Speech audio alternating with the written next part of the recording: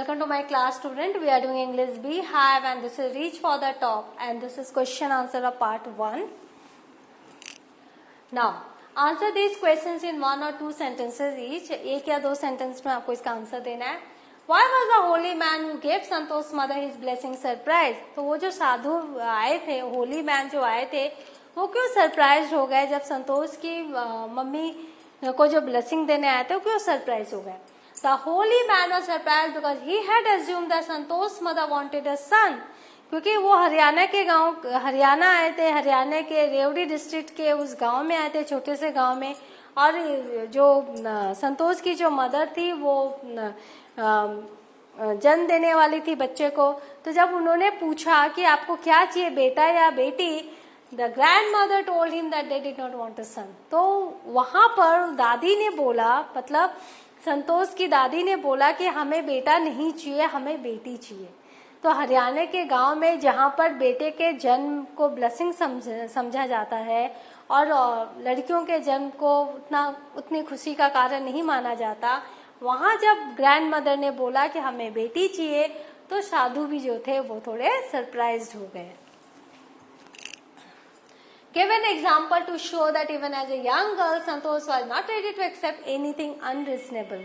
तो unreasonable, तो क्यों नहीं वो आप बताओ एग्जाम्पल देके कि जब वो छोटी बच्ची थी संतोष, तब भी वो रेडी नहीं होती थी कुछ भी ऐसा स्वीकारने के लिए जो अनरीजनेबल था, बिना किसी सही कारण के था. Santosh from the very beginning lived life on her own terms. हमेशा से ही वो अपने बनाए नियम पर चलती थी. She was not content with the traditional way of life. और वहां पर जो जीवन था, वहां का जो रूढ़िवादी जो उनका जो जीवन था, परंपराओं से घिरा हुआ जो जीवन था, वो उससे वो संतुष्ट नहीं थी. And was not ready to accept anything unreasonable. और अगर कोई भी नियम जो उनको सही नहीं लगता था, वो उसे एक्सेप्ट नहीं करती थी. Where other girls wore traditional Indian dresses, Santosh preferred shorts. और जब दूसरी लड़कियां पूरे घाघरा में और कुर्ती में रहती थी, जो ट्रेडिशनल इंडियन ड्रेसेस है हरियाणा की, अगर आप देखोगे तो आप पिक्चर देख पाओगे, तो वो उस समय शॉर्ट्स पहनना पसंद करती थी. Why was Santosh sent to the local school? संतोष को लोकल स्कूल क्यों भेजा गया? Even though Santosh's parents could afford to send their children to the best school, she was sent to the local village school due to the prevailing custom in the family. हालांकि जो संतोष के पिता, जो parents थे, वो landlords थे, वो दिल्ली के बड़े स्कूल में अपने बच्चों को भेज सकते थे, लेकिन चूंकि वहां पर फैमिली का एक कस्टम था कि लड़कियां बाहर नहीं जाएंगी पढ़ने, तो संतोष को जो है वो लोकल विलेज स्कूल में ही पढ़ना पड़ा. When did she leave home for Delhi and why? तो कब उन्होंने दिल्ली के लिए अपना घर छोड़ा और क्यों छोड़ा? When she turned 16 and was under pressure to get married, Santosh threatened her parents that she would never marry if she did not get a proper education. उस गांव में 16 साल की लड़कियों की शादियां हो जाया करती हैं.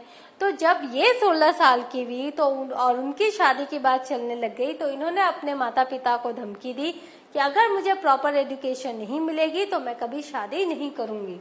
Therefore, she left home and got herself enrolled in a school in Delhi. और फिर वो दिल्ली चली गई और खुद ही उन्होंने अपने स्कूल में एक दाखिला करवा लिया. Why did Santosh's parents agree to pay for his schooling in Delhi? तो पहले उनके पेरेंट्स एग्री नहीं हुए थे स्कूल की फीस भरने के लिए, लेकिन बाद में क्यों हो गए? What mental qualities of Santosh are brought into light by this incident? तो इस घटना से संतोष के कौन से मेंटल क्वालिटी के बारे में हम जान पाते हैं?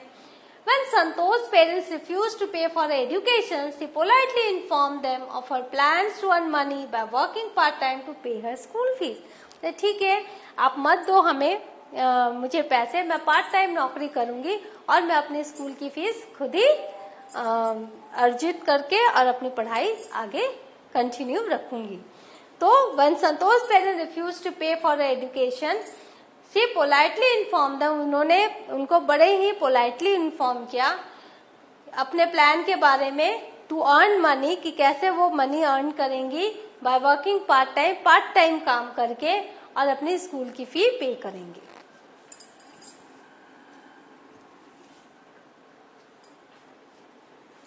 Then her parents agreed to pay for schooling in Delhi. और उसके बाद जब उन्होंने देखा कि बेटी तो वापस आने वाली नहीं है, पढ़कर ही आएगी, तो वो तैयार हो गए उनकी स्कूल की फी देने के लिए.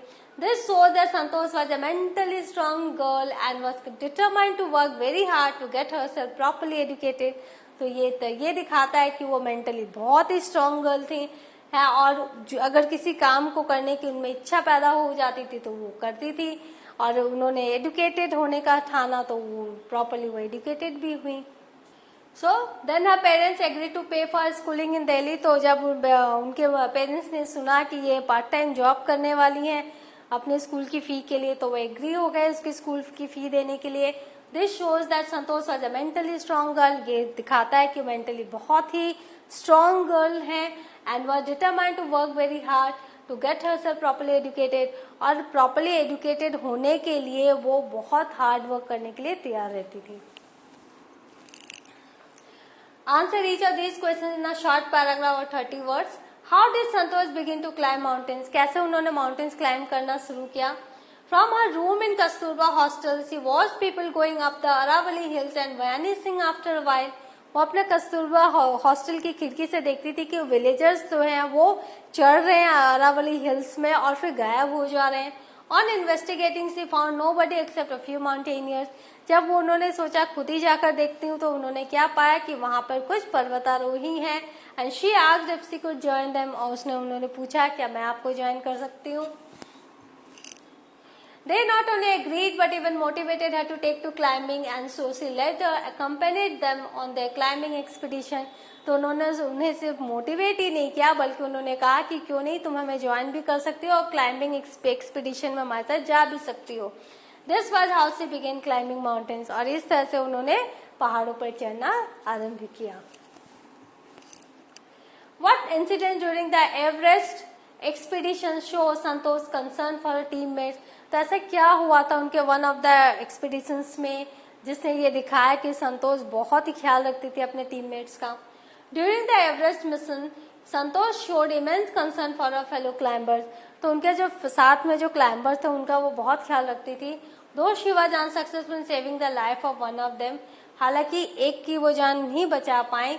She did manage to save another climber through artificial respiration. उन्होंने आर्टिफिशियल रेस्पिरेशन के थ्रू दूसरे क्लाइंबर की मदद की थी.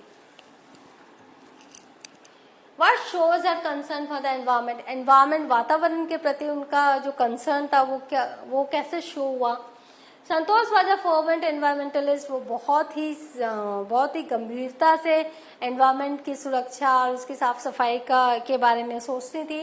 Her concern for the environment is evident from the fact that she collected and brought down 500 kilograms of garbage from the Himalayas. जब वो mount Everest चढ़ी थी तो वहां से वो 500 किलोग्राम गार्बेज अपने साथ नीचे लेकर आई थी.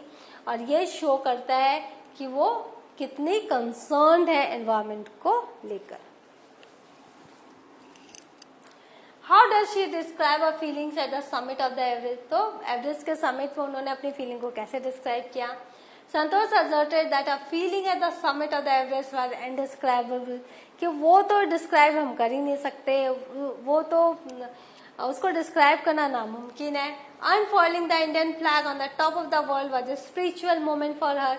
उतनी ऊंचाई पर जाके टॉप ऑफ द वर्ल्ड में इंडियन फ्लैग को अनफोल्ड करना, उसको लहराना उनके लिए एक स्पिरिचुअल मोमेंट था. And she felt proud as an Indian. और एज एन इंडियन वो बहुत ही प्राउड फील करती हैं. Santosh Yadav got into the record books both times to scale Mount Everest. What were the reasons for this? तो दोनों time उनका एक record books में उनका नाम है. तो ऐसा क्या उन्होंने किया था.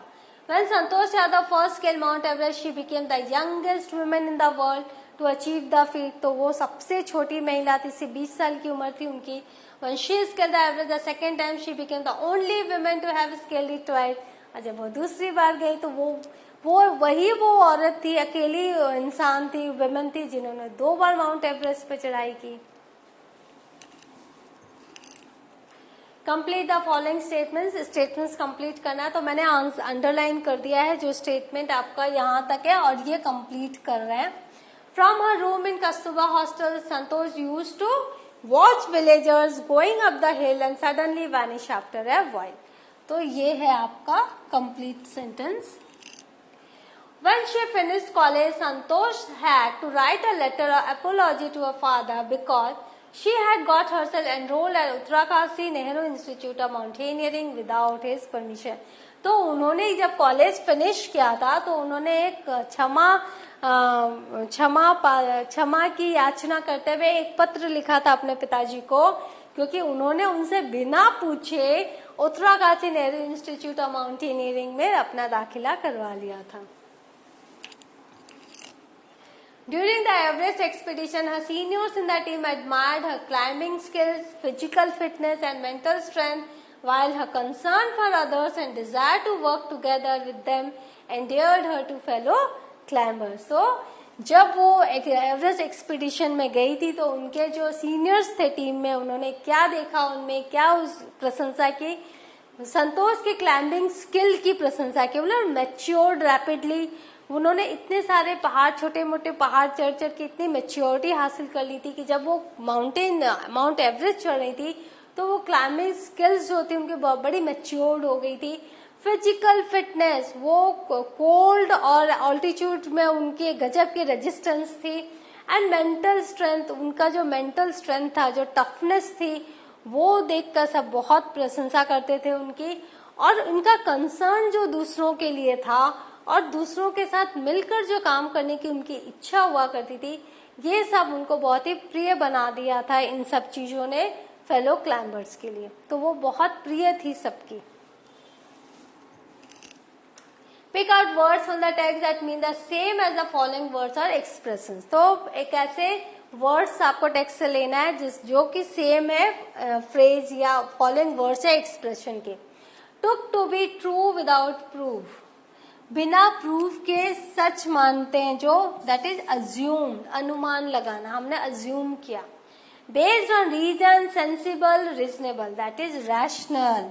रैशनल क्या होता है कि आपने रीजन, तर्क के साथ उसको प्रूफ किया है, वो सेंसिबल है तो वो रैशनल है. The usual way of doing things, एक काम को करने का एक तरीका, यूजुअल तरीका, that is custom. A strong desire arising from within, अंदर से एक बहुत स्ट्रॉन्ग डिजायर अराइज होना, that is urge. The power to endure without falling ill, तो बीमार हुए बिना आप जब सह सकते हो सब कुछ, तो that is called resistance power. So what have we learn, हमने क्वेश्चन आंसर कर लिया संतोष यादव पार्ट 1 का. In the next session I will do part 2 and then it's question answer. Till then, have a good revision. Thank you.